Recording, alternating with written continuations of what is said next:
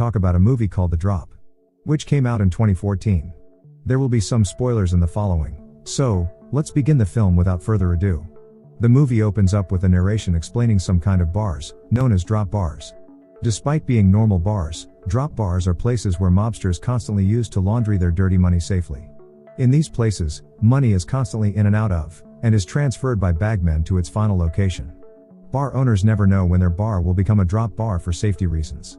At one of these bars, we get to know the main character of the movie, a bartender named Bob Sajanowski. He is a quiet man with a murky past and a latent capacity for violence behind his gentle demeanor. The bar is run by his cousin, named Marv, while, in fact, it is owned by the Chechen Mafia. A group of old-timers enjoying their time, drinking and chatting. While they're making a toast to their long-gone friend, Richie Whelan, who had mysteriously killed 10 years ago, Bob treats them with their next shot. But he is chastised by Marv, who believes it's business, not charities. He gets even more furious that his soft bartender allows an old woman to drink for free and smoke cigarettes illegally inside when he's not around. However, Bob believes he has just treated them kindly, but he finally takes his boss and older cousin's words. We also get to know that Bob is an obedient Catholic and a permanent churchgoer. One night, on his way back home, he hears a dog whimpering in a neighbor's trash can. Opening the trash, he finds the poor pit bull puppy severely injured, left to death. The homeowner, Nadia, appears, wanting to know who is snooping around her house. Bob explains her the situation and urges her to help the poor puppy. But Nadia is skeptical about him, asking him to show his license. She even takes his license picture and sends it over to some friends' phones to make sure Bob won't hurt him in any way. They then take the puppy in to dress his wounds. The puppy had some knots and contusions, implying he had been severely beaten. But luckily, the wounds are not too deep. During the conversation, Bob notices some bruises on Nadia's neck. It's also revealed that Nadia is a waitress at a restaurant, but has also worked at animal rescue for a while. They come to the conclusion that an animal rescue is not a good place to take good care of a dog, especially when Bob has already had pity on the poor puppy. Bob finally manages to convince Nadia to hold the dog until Bob takes the puppy back in 2 days. Somewhere in the street, two brothers are nervously talking. They plan to rob cousin Marv's bar. The elder brother is more confident that they must do this to show their superiors how well they can handle a risky business like this. While the latter, a drug addict, is scared to death, knowing it's a drop bar run by the gruesome Chechen Mafia. But he is somehow convinced by his older brother in the end. Back to the bar, we see the store being held down by masked robbers just before the bar gets close. The robbers point the gun at them, instructing Marv to fill up the bag with all the money. Marv calmly warns them that they are messing with the wrong guys, and soon they're going to regret it. However, he is forced at gunpoint to do what they just said. During the robbery, Bob finds one of the robbers' watches broken. After the robbery gets done, Marv and Bob find the bar worker, Randy, beaten to death in the backyard.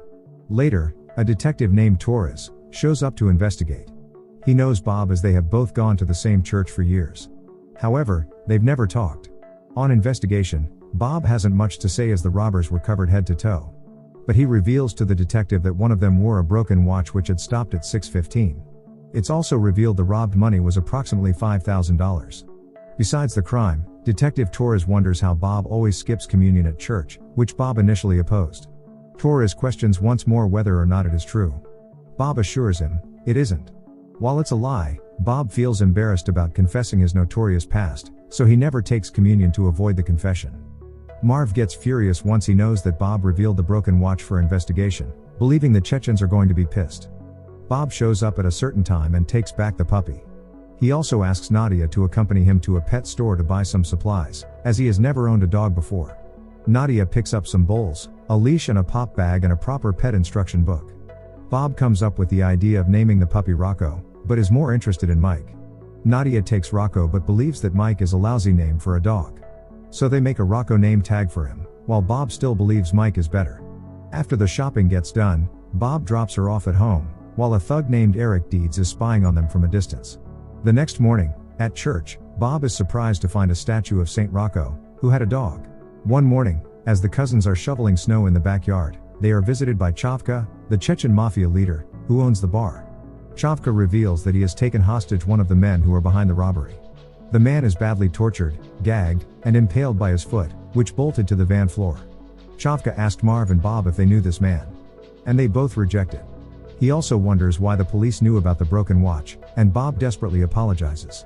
Chavka threateningly tells Marv to take the money back just before speeding off. Find my fucking money, eh? Marv feels threatened because if he already knew how to get their money back, it would imply that he had something to do with the robbery. On the other hand, on his investigation, Detective Torres has found some evidence that since 10 years ago, Marv had lost his bar to a Chechen mafia called Papa Umarov, who is Chavka's father name. He is talking to a colleague from the Major Crime Administration and asking her if they plan to take Papa Umarov down. But the latter responds that they are too powerful to bring down and also jokingly adds that Torres should feel free to stick with them. It's all his. Bob enjoys Rocco's company. However, he's still a rookie at dog care, making Rocco pee all around the house and forcing him to clean up the messes. One morning at a dog park, Bob is playing with Rocco when he is approached by Nadia, who is exercising. Nadia lost her night shift at work and offers herself to take care of Rocco for some extra cash. Bob, who is already attracted to Nadia, takes the offer without any hesitation, and they exchange numbers. After they depart, Eric Deeds shows up and tells Bob that he has a nice dog. But Bob, who is skeptical about Eric's look, takes Rocco and walks off. Marv lives with his sister, Dottie, while their father is held in a nursing home, dead-brained, plugging into a machine to stay alive a tad longer. The siblings discuss their father. Dottie is tired of all the overspending on their father, especially when it's pointless. Believing he doesn't live, though still alive, she offers Marv to unplug their father and enjoy their own lives, like traveling around Europe and stuff like that. But Marv harshly disagrees, believing that they must spend their whole life for their father now that they're unwilling to spoil their convenience by taking care of him. Marv meets up with one of the robbers, Fitz, revealing that he is really behind the robbery. He severely scolds Fitz not only because of his stupid brother, who wore a broken watch, but also because they hit Rarty so badly, making them call an ambulance, which ends up getting cops involved in the case. He suggests that their bar become a drop bar soon, telling Fitz that they must perform the robbery much cleaner this time. Elsewhere in the street, a thug-looking stranger in a car asks Marv for the hospital address. Marv gives him the address, but there's something wrong with the guy, making Marv suspicious of him. Back to Bob's house, where he's talking with Rocco and apologizing to him that he can't take him out today. He gets a knock on his door, and Eric shows up at the door. Eric rudely welcomes himself inside. He asks where Bob put his puppy, which left Bob puzzled. He claims the dog is his, but Bob refuses.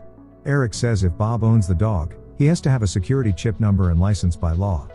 He then explains to Bob what a security chip is, which is implanted in dogs' bodies to reveal the owner's identity.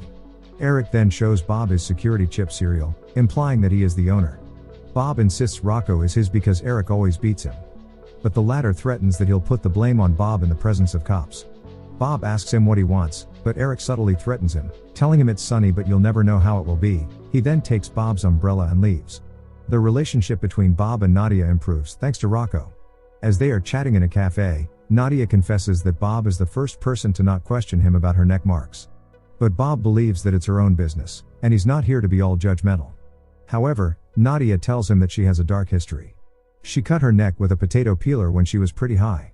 She hated her junkie self and was looking to end her life, but she is saved somehow and begins a normal, meaningful life. Back at the bar, Marv shares his concern with Bob about the strange address guy, thinking his life is in danger. Marv is still unable to forget about losing his bar to Chavka Umarov after 10 long years. Marv hates himself deep down, and that's how things go in his life. Bob is shocked to find something bizarre in a trash bag, a chopped hand along with some money covered in blood. They are sent back the stolen money along with one of the robbers' broken watches and chopped hand.